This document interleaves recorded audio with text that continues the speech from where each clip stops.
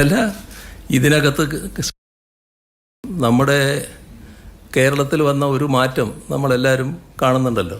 അത് കഴിഞ്ഞതിൽ നിന്ന് വന്നിട്ടുള്ളൊരു മാറ്റമാണ്. ഈ കാര്യങ്ങളിൽ നമ്മുടെ കേരളത്തിൽ നിന്നുള്ള എല്ലാ എം പിമാരും, BJP ഇല്ല, എല്ലാ എം പിമാരും ഒന്നിച്ചാണ് പോയി കേന്ദ്രത്തെ സമീപിച്ചത്. അതൊരു നല്ല തുടക്കമാണ്, നല്ല നീക്കമാണ്. പക്ഷേ അതിനാണ് തീർത്തും തെറ്റായ മറുപടി നൽകിയത്. ആ മറുപടി വിശദമായി ഗണ്ണിച്ചുകൊണ്ട് തന്നെ കേന്ദ്രത്തെ ബന്ധപ്പെടും. കാരണം നമുക്ക് ബന്ധപ്പെടാതിരിക്കാൻ പറ്റില്ലല്ലോ. നമ്മളൊരു സംസ്ഥാനത്തെ പ്രതിനിധീകരിക്കല്ലേ. സംസ്ഥാനത്തിൻ്റെ താല്പര്യം എപ്പോഴും കേന്ദ്രത്തിൻ്റെ മുന്നിൽ വെക്കണ്ടേ. അപ്പോൾ കേന്ദ്ര ഗവൺമെൻറ് അടുത്ത് നിങ്ങൾ സ്വീകരിച്ച സമീപനം ശരിയല്ല, ഇത് ഇന്ന കാരണങ്ങളാൽ തെറ്റാണ്, ഞങ്ങൾക്ക് സഹായം ലഭ്യമാകേണ്ടതാണ് എന്ന് തുടർന്നും ആവശ്യപ്പെടുന്ന നില സ്വീകരിക്കുക തന്നെ ചെയ്യും. ഈ സർവകക്ഷി യോഗത്തെ വായിക്കേണ്ട കാര്യമുണ്ടോ? അതായത് കേന്ദ്രത്തിന്റെ ഒരു സമീപനം എന്തായിരിക്കും എന്നുള്ള ഒരു മുന്നറിയിപ്പാണോ വി മുരളീധരൻ ശ്രമിക്കുന്നത്, നൽകാൻ ശ്രമിക്കുന്നത്? എന്താ പ്രസ്താവന? അതാണ് ഞാൻ പറഞ്ഞത്. അതെ അല്ല, അതിനെയാണല്ലോ ദേശീയ തലത്തിൽ തന്നെ വലിയ ദുരന്തമായിട്ട് കണ്ടത്. പക്ഷെ ഇവിടെ ജീവിക്കുന്ന ഒരാൾക്ക് ഇവിടുത്തെ വികാരങ്ങൾ ഉൾക്കൊള്ളാൻ കഴിയുന്നില്ല. അതിന് പകരം അതിനെ ലഘൂകരിക്കാനുള്ള ശ്രമമാണല്ലോ നടക്കുന്നത്. അതാണ് ഞാൻ പറഞ്ഞത്, നേരത്തെ പറഞ്ഞൊരു ഭാഗം. അങ്ങനെയാണോ പ്രതികരിക്കേണ്ടത്?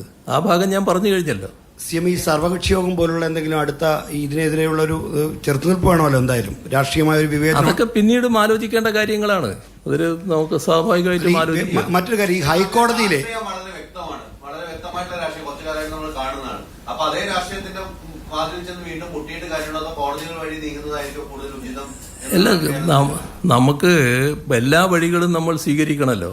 അതിൽ ഏറ്റവും പ്രധാനപ്പെട്ട മാർഗം ഒരു സർക്കാർ എന്ന നിലക്ക് കേന്ദ്ര സർക്കാരുമായി നിരന്തരം ബന്ധപ്പെടുക എന്നുള്ളത് തന്നെയാണ്. അവരുടെ മനോഭാവം ഇത് തന്നെയാണെന്ന് നിങ്ങൾ പറഞ്ഞത് ശരിയാണ്. എന്ന് വെച്ച് ഇനി നിങ്ങളോട് ഇനിയും ഉണ്ടില്ല എന്ന നിലപാട് സംസ്ഥാന സർക്കാരിന് എടുക്കാൻ കഴിയില്ലല്ലോ. സംസ്ഥാന സർക്കാർ തുറന്നും ബന്ധപ്പെട്ടുകൊണ്ടിരിക്കും. മറ്റു കാര്യങ്ങൾ പിന്നീട് ആലോചിക്കുകയും ചെയ്യും.